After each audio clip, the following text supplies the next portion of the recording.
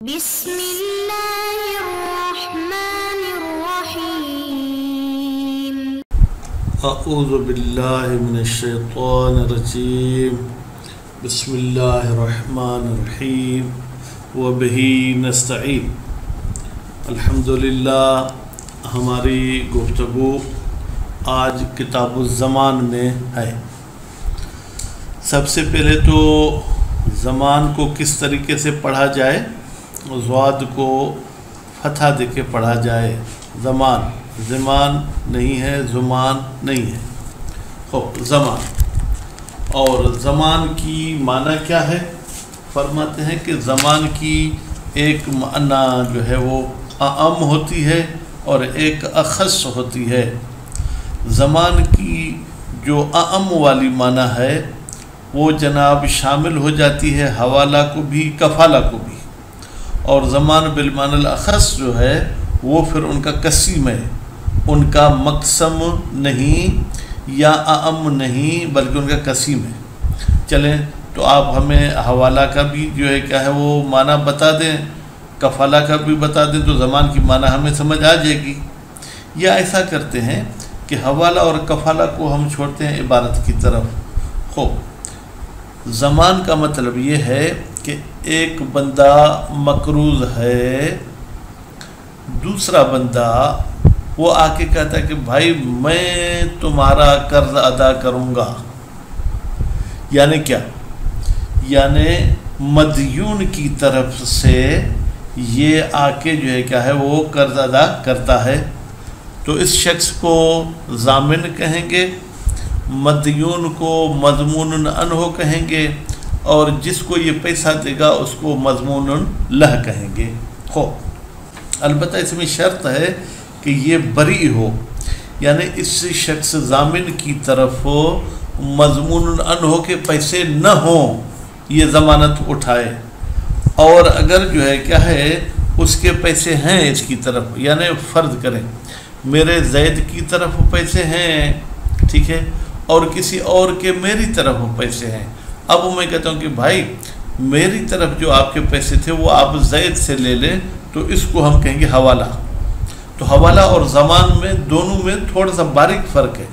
زمان بری شخص اپنے ذمے اٹھاتا ہے کہ میں آپ کے پیسے دوں گا، جبکہ حوالہ میں وہ بھی مقروض ہوتا ہے کس کا؟ جناب محیل کا۔ اور کفالہ میں یہ ہوتا ہے کہ ایک شخص ضمانت لیتا ہے کہ بھائی اس شخص کی نفس کو میں پیش کروں گا۔ جیسے آج کل ہمارے ہاں کورٹ میں، عدالت میں، یا کہیں کہیں جو ہے جیلوں میں کہتے ہیں بھائی اس قیدی کو چھوڑ دو، جب چاہو گے تو میں اس کو پیش کر دوں گا۔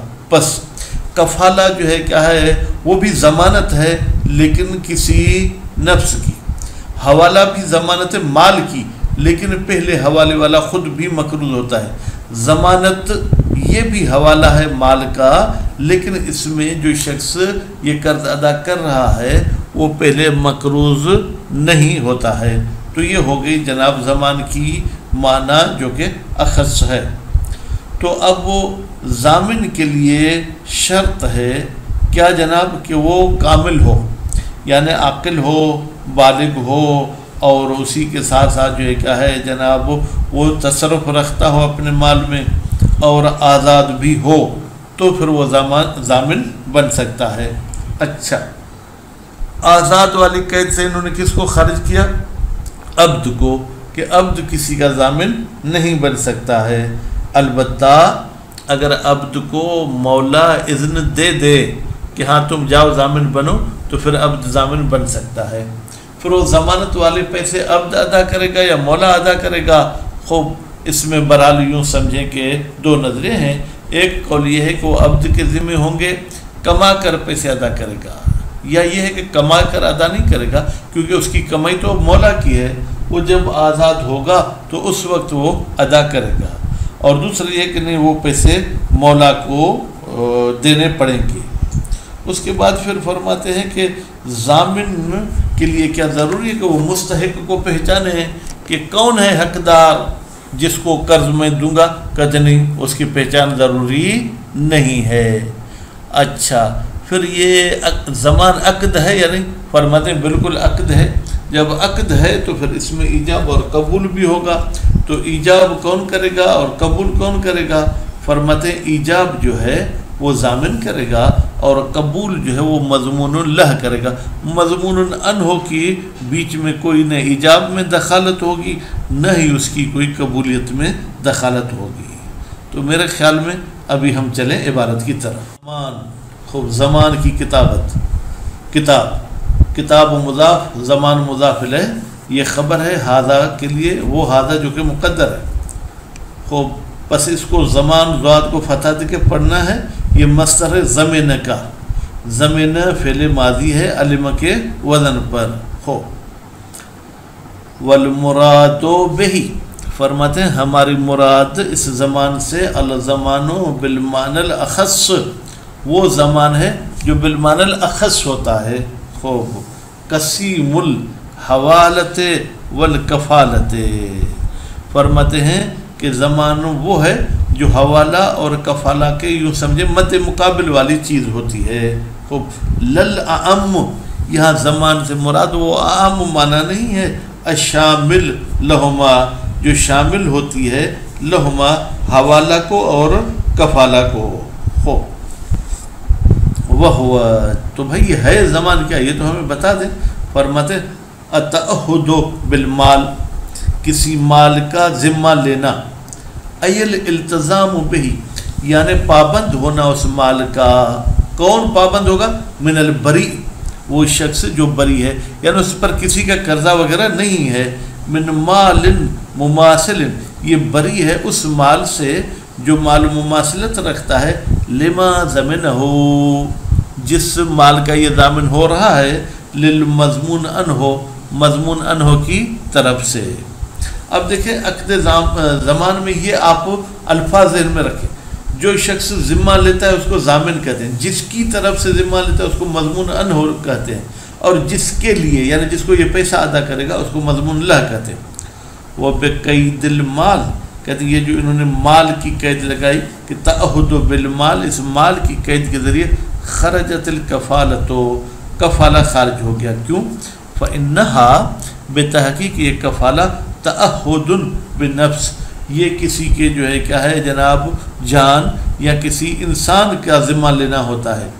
وبالبری، اور بری والے لفظ سے خارج ہو گیا الحوالۃ، حوالہ. حوالہ یہ ہے کہ بھائی آپ کے جو میری طرف پیسے تھے وہ میرے پیسے زید کی طرف ہیں، آپ زید سے لے لینا. بناء علی اشتراطہا، بنا رکھتے ہوئے کہ حوالے میں شرط ہے بشغل ذمت المحال علیہ، کہ جس پر حوالہ دیا جا رہا ہے، مثلا میرے پیسے زید کی طرف ہیں، میں زید کی طرف حوالہ دیتا ہوں، وہ مشغول ذمہ ہو للمحیل، محیل کے پیسے اس کی طرف ہوں، بما احال بہی، کتنے جس کا وہ حوالہ دے رہا ہے. میری طرف وہ خالد کا 1 لاکھ ہے، میرے زید کی طرف 1 لاکھ ہے، خالد کو کہتا ہوں وہ 1 لاکھ آپ زید سے لے لیں. وَيُشْتَرَطْ، یہ شرائط زمان بتا رہے ہیں کہ وَيُشْتَرَطْ، اور شرط ہے کمالہ، اے کمال الضامن، ضامن کامل ہو. اب مولوی صاحبان تو لازمی ہے اشکال کریں گے تو مولوی بنیں گے، نہیں کریں گے تو پھر مولوی کیسے بنیں گے. کہتے ہیں کمالہ کی ضمیر کہاں جائے گی؟ کہتے ہیں کہ یہ ضامن کی طرف. اچھا ضامن کا تو لفظ کہیں آیا ہی نہیں ہے. فرماتے جیسے اعدلوا هو اقرب للتقوی، ہوا کی ضمیر عدل کی طرف جاتی ہے جو کہ ہم نے اعدلوا سے لی ہے، تو اسی طریقے سے ہم نے زمان سے ضامن لے لیا. المدلول علیہ، وہ ضامن کے جس پر دلالت کی گئی ہے بالمصدر، مصدر کے ذریعے. ہو او، یا کہتے ہیں کہ مصدر کے ذریعے نہیں، اسم الفاعل یا بری کوئی اسم فاعل کرے کہ بھائی یہ بری سے مراد ہماری وہی ضامن ہے. او المقام، یا ہم کہیں گے کہ یہ جو ہے کیا ہے مقام، چونکہ ضمانت کا ہے اس لیے ضامن کی طرف یہ ضمیر پلٹے گی. جیسے ولی ابویہ ہے السدس، اس کے ماں باپ کے لیے سدس ہوگا. ابویہ ہے کی ضمیر میت کی طرف جائے گی، جبکہ وہاں پر نہ میت کا مصدر آیا ہے نہ میت کا کوئی لفظ آیا ہے، لیکن چونکہ مقام و مقام میراث ہے اس لیے ابویہ کی ضمیر جو میت کی طرف جائے گی. وحریتہ، بس پہلی شرط کمال ہے، اس کمال میں عقل و بلوغ سب آ گیا. اور دوسری شرط یہ ہے کہ ضامن آزاد ہونا چاہیے. فلا یصح زمان العبد فی المشہور، بس قول مشہور کے مطابق عبد کی ضمانت ٹھیک نہیں ہے، لأنہ اس لیے کہ عبد لا یقدر علی شیء وہ کسی بھی چیز پر قدرت نہیں، کیوں؟ العبد وما فی یدہ مال المولا، عبد اور جو کچھ عبد کے ہاتھ میں وہ مولا کا مال ہے۔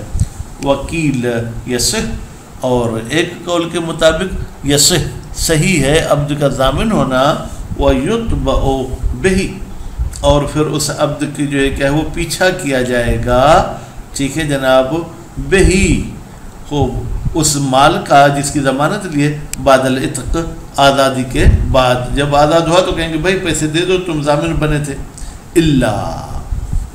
اللہ عبد کے ضمانت کے نفی سے استثناء کرے گا، عبد ضامن نہیں بن سکتا الا مگر اس صورت میں بن سکتا ہے ان یأذن المولا، مولا اس کو اذن دے دے کہ تم جاؤ اس کے ضامن بنو، فیثبت المال بذمۃ العبد پھر مال ثابت ہو جائے گا عبد کے ذمے میں، لا فی مال المولا مولا کے مال میں وہ ضمانت والا مال ثابت نہیں ہوگا، لأن اطلاق الزمان اس لیے کہ زمان کا مطلق ہونا اعم، یہ اعم ہے من کل منہما کہ وہ مولا کے مال میں ہو یا عبد کے ذمہ ہو، فلا يدل علی الخاص تو نتیجے میں وہ خاص پر دلالت نہیں کرتا کہ صرف اور صرف وہ مولا کے پاس ہو۔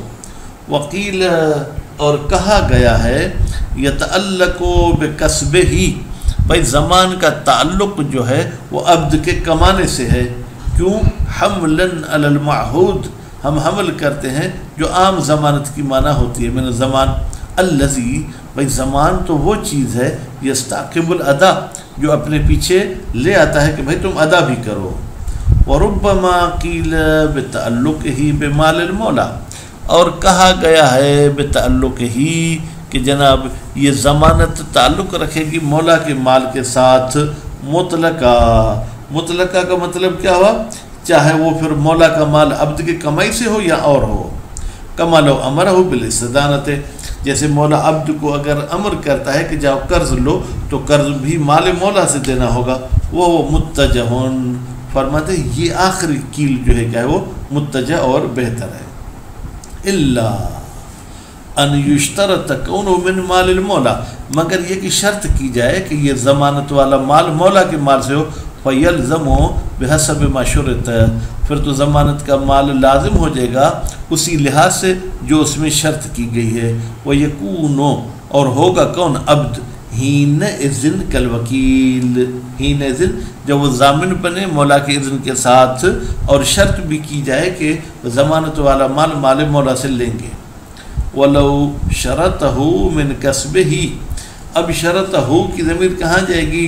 ایک مرتبہ ہم یوں کہتے ہیں عبد شرط کرتا ہے ضمانت کی من کسبہ کہ میری کسب اور کمائی سے میں دوں گا، یا ولو شرطہ وہ مضمون اللہ جو ہے وہ شرط لگاتا ہے کہ بھائی تم کما کر مجھے دو گے، فہو تو یہ شرط لگانا کما لو شرطہ من مال المولا یہ ایسے ہے جیسے کہ اس نے شرط کی ہے کہ مال مولا سے تم قرض ادا کرو، لأنہ اس لیے کہ کسب عبد من جملت ہی یہ مال مولا میں سے ہے، ثم وفى الكسب بالحق المضمون پھر اگر عبد کی کمائی اس مضمون حق کے برابر 1 لاکھ ہے، اس کی کمائی بھی 1 لاکھ ہے تو بہت اچھا، وَإِلَّا ضَاءَ مَا كَسُرَ ورنہ پھر ضائع ہو جائے گا جناب وہ مقدار جو اس کی کمائی سے جو ہے کیا ہے وہ زیادہ ہے۔ ہم یوں کہیں کہ اس کی کمائی کم ہے تو وہ اتنا دے گا، باقی جو بچے گا وہ ضائع ہو جائے گا۔ وَلَوْ أُعْتِقَ الْعَبْدُ اگر عبد کو آزاد کیا جائے قبل امکان تجدد شیء من الکسب ابھی عبد نے کچھ بھی نہیں کمایا تھا، ففی بطلان زمان تو آیا یہ ضمانت باطل ہے، اور بقاء تعلق بہی یا یہ ہے کہ اس مال کا تعلق باقی رہے گا عبد کے ساتھ، وجہان اس میں 2 وجہ ہیں۔ ولا یشترط اور شرط نہیں ہے علمہ بالمستحق کہ ضامن کو علم ہو کہ یہ مستحق اس ضمانت والے مال کا کون ہے، میں کس کو دوں گا، للمال المضمون وہو المضمون لہ مستحق سے مراد مضمون لہ ہے، بنسب ہی کہ وہ کون ہے، کس کا بیٹا ہے، کس قبیلے کے ساتھ تعلق رکھتا ہے، وصف ہی اس کی صفت کیا ہے، آیا مولوی ہے غیر مولوی ہے، لأن الغرض ایفاؤہ الدین، اس لیے کہ غرض یہ ہے کہ ضامن قرض ادا کرے، وہ ہوا، اور یہ ایفا اور قرض کا ادا کرنا لا یتوقف علی ذالک، یہ متوقف نہیں ہے کہ یہ اس کو نسب اور حسب کے ساتھ پہچانے ہیں۔ وَقَذَا لَا يُشْتَرَطْ، قضا یعنی جیسے مستحق کو پہچاننا ضروری نہیں، اسی طریقے سے شرط نہیں ہے معرفت و قدر الحق المضمون، کہ یہ معرفت ہو کہ میں کتنے پیسوں کا ضامن بن رہا ہوں۔ وَلَمْ يَذْكُرْهُ الْمُصَنِّف، اور مصنف صاحب نے بھی اس جو ہے کیا ہے قدر حق والی بات کو ذکر نہیں کیا ہے، لیکن کہتے ہیں وہ یمکن ارادتہ، ممکن ہے کہ قدر حق کا ہم ارادہ کریں عبارت سے بجعل المستحق، اوپر مستحق کا لفظ تھا اس کو اس میں مفعول کر کے پڑھے مستحق، یعنی یہ ضامن بنتا ہے مستحق کا، تو مستحق سے مراد وہی قدر حق ہے، مبنی للمجہول، اس کو آپ اس میں مفعول بنا کر پڑھیں۔ فلو ضمن ما فی ذمتہ، اگر ضامن بنتا ہے ما اس مقدار کا فی ذمتہ جو مضمون ان ہو کے ذمے میں، صح تو یہ ضامن بننا صحیح ہے، علی اصح القولین، دو قول میں سے اصح قول یہی ہے، للاصل ہم شک کرتے ہیں کہ یہ ضامن بننا صحیح ہے، یعنی اصالۃ الصحت کہتی ہے یہ صحیح ہے۔ و اطلاق نص، اور نص بھی جو ہے کیا ہے جناب وہ مطلق آئی ہے، وہ نص میں پوری تو نہیں پڑھوں گا، وسائل الشیعہ میں موجود ہے، تو اس میں یہ ہے کہ امام علی بن الحسین نے کسی کو کہا تھا اللہ یہ دینوں کا کلو، مجھ پر تیرا پورا دین ہے، تو اس میں کوئی اس مقدار بیان نہیں کی گئی۔ وَلِأَنَّ الضَّمَانَ لَا يُنَافِيهِ الْغَرَرَ، پھر کوئی شخص کہے یہاں تو غرر لازم آتا ہے، کہتے ہیں ضمانت کا مطلب یہ ہے کہ ہم کسی پہ احسان کرنا چاہتے ہیں، تو یہ غرر ضمانت کے ساتھ کوئی منافات نہیں رکھتا۔ لِأَنَّهُ لَيْسَ مُعَاوَضَةٌ، اس لیے کہ زمان معاوضہ تو نہیں ہے کہ لین دین ہو اس میں عوض معوض معلوم ہو، لجواز ہی من المتبرع، اس لیے کہ ضمانت جائز ہے اس شخص کی طرف سے جو متبرع ہو، یعنی مفت میں بغیر کسی بوجھ، بغیر کسی جو ہے کیا ہے جناب قرض کے وہ ضامن بن رہا ہے۔ ھذا اذا امکن العلم بہ، ھذا یہ جو ہم نے بات کہی کہ بھائی علم ہونا ضروری نہیں، البتہ علم کا ہونا ممکن ہو بعد ذالک، ضامن بننے کے بعد، کل مثال جیسے کہ یہ مثال بھی آپ کو دی گئی کہ بھائی جو تمہارے ذمے میں فلو لم یمکن، لیکن آخر تک پتہ نہ چلے، مثلا یوں کہے ضمن تو لک شیئا مما فی ذمتہ، بھائی میں تیرا ضامن ہوں اس چیز کا جو اس کے ذمے میں ہے، لم یصح قطعا، تو یہ بالکل صحیح نہیں ہے، کیونکہ ضامن بنتے وقت اس مقدار کا معلوم ہونا ضروری نہیں، لیکن بعد میں معلوم ہو سکے، لیکن اگر بعد میں بھی معلوم نہیں ہوگی تو پھر وہ ضمانت ٹھیک نہیں ہوگی۔ تو الحمدللہ آج ہم نے ضمانت کا پہلا درس پڑھا، اس میں ضامن کی شرائط پڑھے اور اس کے ساتھ ساتھ ضامن کی تعریف بھی پڑھی۔ وصلی اللہ علی محمد و آل محمد۔